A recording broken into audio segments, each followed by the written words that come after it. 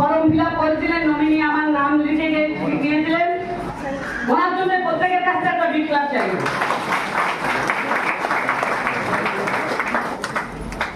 আমার স্বামীকে এই সিস্টেমে নিয়ে এসেছিলেন আমার গুরু, ঈশ্বর, আল্লাহ, ভগবান, খোদা, আমার নয়নের মণি, কোনোটাই কম নয়।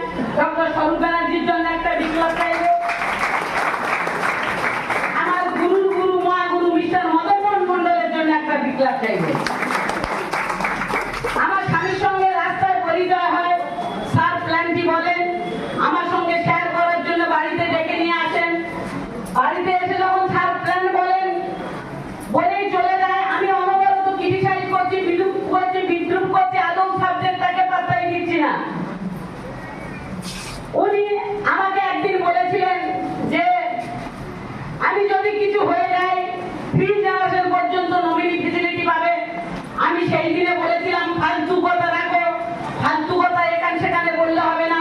কোন সিস্টেমে আছে কি 3 জেনারেশন নমিনি পাওয়া যায়?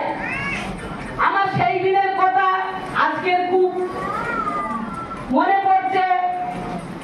কন্টিনিউ ফুটফুট করে বেরোয় চলে যেতেন স্যারের কথা অনুযায়ী। আবার বাড়িতে ফিরলেই আমার কাছে কথা শুনতে হতো।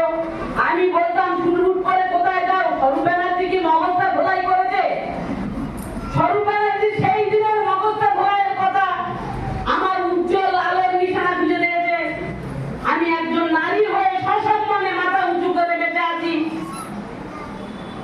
যে যার হাত ধরে এসেছেন, হাতটা শক্ত করে ধরুন। এখানেই হয়। আমার মনে হয় পৃথিবীর আর কোনো প্ল্যাটফর্ম নেই। আমার স্বামী যখন মারা যান, ওনার র্যাঙ্ক ছিল এসসিসি, সর্বমোট ইনকাম ছিল 3 লক্ষ প্লাস। আর আমার র্যাঙ্ক চেঞ্জ হয়ে হয় আরসিসি, সর্বমোট ইনকাম 24 লক্ষ ছুঁই ছুঁই।